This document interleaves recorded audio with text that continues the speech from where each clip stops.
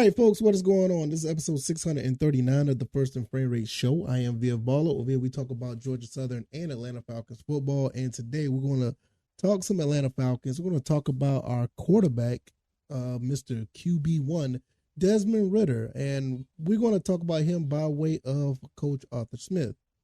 Coach Arthur Smith is praising, he is loving the progression of Desmond Ridder. And just a few words that Coach Arthur Smith said, and those few words is, carrying a lot of weight. And I'm going to tell you why. I'm giving my thoughts and opinions on it, and I'm also going to discuss why this is important. So let's go ahead and get into it. If this is your first time here, welcome. I can be found on YouTube and Rumble. I'm also on Spotify, Stitcher, Apple, and Google Podcasts. I have not said this in a while, but I need to figure out when Stitcher is going away because they're going to be dropping the podcast avenues for Stitcher. I think they're moving to Pandora or something like that. But I will definitely have that up by the next episode, so I'll let you guys know for sure. So yeah. So if you're on Stitcher, jump over to Spotify or Apple or Google. I always try to have the podcast up by 9 p.m. Eastern every day, Monday through Friday. Well, Monday through Friday, basically. So if you're on Apple or Google, Spotify, give me a 5-star rating or the highest rating possible, because I think I do a decent job here. Hopefully you guys think the same. Also on the YouTube and Rumble, hit that like button.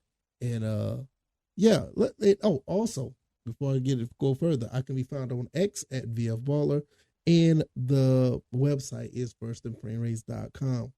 All right, let's go right into the quote. Shout out to Tori McElhaney, Falcons beat reporter and analyst on AtlantaFalcons.com.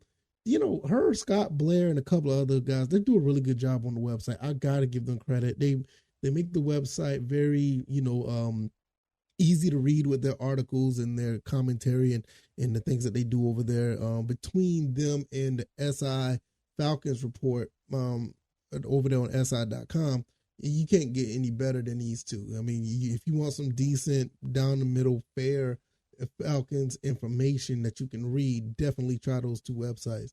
But we put in the link in the description on this, and this is an entire article. But one thing, I like to hang on the little small things in the article, and basically,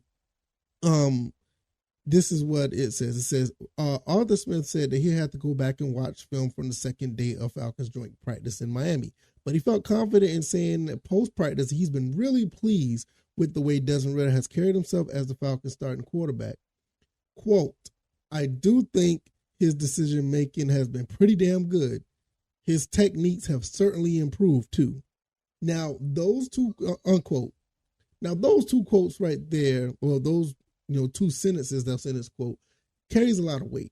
It carries a lot of weight because if anybody in the country, anybody in the world who's watching Desmond Ridder and how he is progressing and what he does on and off the field, mostly on the field, is Coach Arthur Smith. You guys also have to realize people don't, I think a lot of people understand this, but Arthur Smith don't really say this, and then most coaches won't, but a lot is riding on the progression of Desmond Ridder. I mean, I felt like this was the guy that he should have got in the first round the year that he was drafted. Do I think he's a first round quarterback? During that time, you had Kenny Pickett, Desmond Ridder, and Malik Willis come out. Any of those three could have been first round quarterbacks and nobody would have said anything. I mean, the quarterback class was not as strong, but that doesn't mean these quarterbacks were bad. The jury is still out on Malik Willis, which I think he's getting buried in the depth chart. But, Kenny Pickett is the starter for the Steelers. And you really can't differentiate from those three, to be honest. So with that being said, I can't say just because he was picked in the third round, that means the expectations is not as high, because you got to look at that draft. It wasn't what quarterback that's out there that's really, really, doing it like that. I mean, maybe Brock Purdy. I think Brock Purdy came out that same year. But, with that being said, that wasn't necessarily, that was a diamond in the rough type of situation. Nobody saw that coming. But nevertheless, I can't remember. I think Brock Purdy came out that year. It wasn't last year. I can't remember. Nevertheless. But when you look at this situation, Coach Arthur Smith handled this very well, and it looked like the dividends are starting to pay off. You know what I mean? Because they waited until like week 13. They put him out there to play after, Marcus Mariota did what Marcus Mariota does, which I feel like this should have been like 5 or 6 weeks earlier. But Desmond Ridder came in and did pretty decent. He didn't do anything that cost him the job. He didn't do anything to gain the job either. But they held confidence in him. They felt like a lot of things he's done off the field as far as learning the system, learning what they're trying to do was good enough for him to be QB1. And they put Taylor Heineke as a backup, which is a formidable backup, very formidable backup. So that that is a pretty safe spot as a team to have at quarterback. Is not a dire situation. If something was to happen to Desmond Ridder, you got Taylor Heineke right there, and there's already rumblings that a certain quarterback, number two has been keeping in shape. He's been, I've heard it on the social medias. He's been keeping himself ready. Don't let Indianapolis fool you. I'll just leave that right there. But you had these situations where it's going to be Desmond Ridder or it's going to be Taylor Heineke. But I think Desmond Ridder's going to hold court. I'm not nothing against Logan Woodside. I just haven't seen anything from him, so I don't think something very drastic has to happen for him to go in the game. In my opinion, to be quite honest, like I said, number 2, I think they will sign him before they have to go to Logan Woodside. That's just my opinion. I don't see them not going to number 2, Mr. Matt Ryan. If for those who don't know, I think they'll probably sign him before they go to Logan Woodside. That's just my personal opinion. But nevertheless, with what's been said by Coach Arthur Smith, it just goes to show you that all the practicing, all the film study, all the learning of the playbook, learning your players, learning your personnel, learning what this offense entails.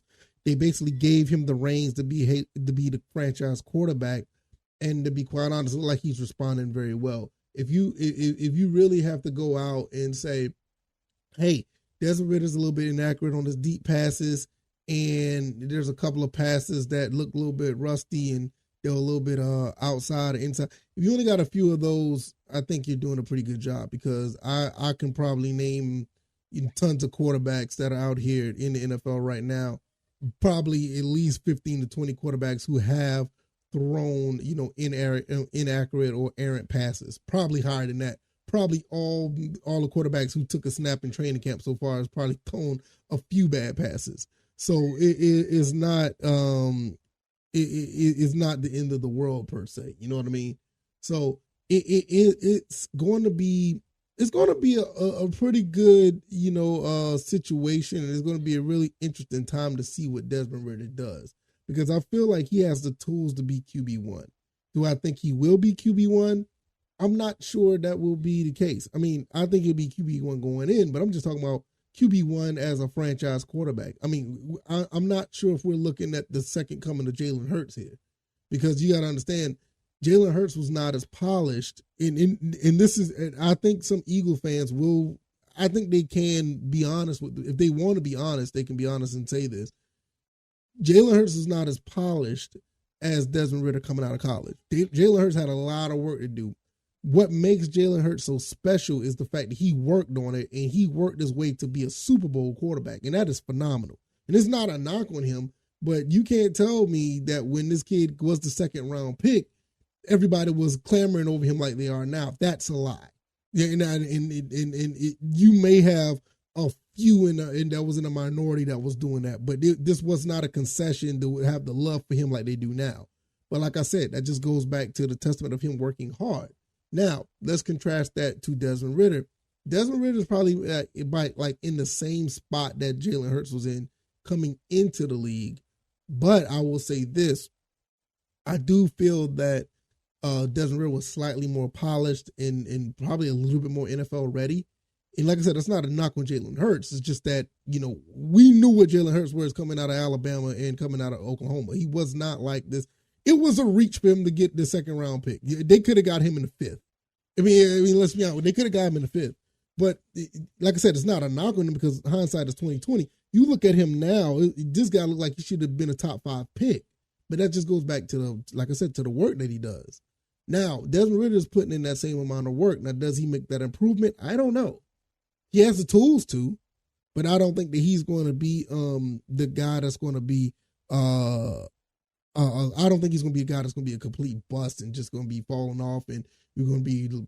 I don't think that we're going to be looking for another quarterback next year. I just don't see that out of Desmond Ridder right now. I think your ceiling here probably be a very solid starting quarterback. Probably somewhere in the realm of what Taylor Heineke is right now. That's the floor for Desmond Ridder. Now the ceiling, I mean, the way I've seen him play in the last 4 games last season, the ceiling for him could be in, I think he could really be a good I don't want to say elite, but I think he could be a very good quarterback based on what I've seen last 4. Because those 4 games, I mean, he showed a lot of flashes where he did some things. Were they like all the way up there? But no, but when you compare him to other guys, their first 4 starts, it was not much different. So with Coach Arthur Smith seeing what happened from back then up until now, or even when he started out as in rookie training camp last year up until now, he's loving the progression, and the progression looks good. Based on what he's saying. He loves it. Like I said, I'll quote him again. Quote, I do think his decision-making has been pretty damn good. His techniques have certainly improved too. Unquote. So those things right there, like I said, this guy is the person who's been watching Desmond Ridder probably more than anybody in the world. He's probably been watching him on film. He's probably been watching him in regular drills. He's probably been watching him in practice. He's probably been watching him in training camp. He's probably been watching him in his sleep. So this is a guy that's, on point as far as talking about Desmond Ridder. So I'm really interested to see how this goes. Friday is the game, which is August 11th. We're going to see probably a few series with him playing, and it's going to be really interesting to see how this goes. I'm really, really interested. So let me know what you guys think. I'll have the link down in the description to the article so you can read it. And we'll just go on to close out this episode. If you like this commentary, hit the like button, share the podcast, subscribe to the channel if you haven't already. Let me know what you guys think. Is Arthur Smith on point? I don't see why he wouldn't be. He's like the only guy that really been watching what Desmond Ridder does. And let me know what else you think about the rest of this show. You think I'm on point? You think I'm talking crazy? Let me know, man. Just let me know. I can be found on Spotify, Stitcher, Apple, Google Podcasts, YouTube, and Rumble. The website is firstandframerates.com, and everything that don't make it to the show, that I usually throw that up on Twitter. You probably see me talking about a bunch of Georgia Southern stuff. I may put a few things of movie, not movie, but music stuff on my X account as well. So hopefully you guys check all that out, and I'll see you guys then.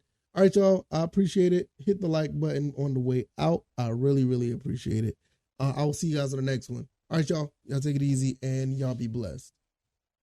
Peace.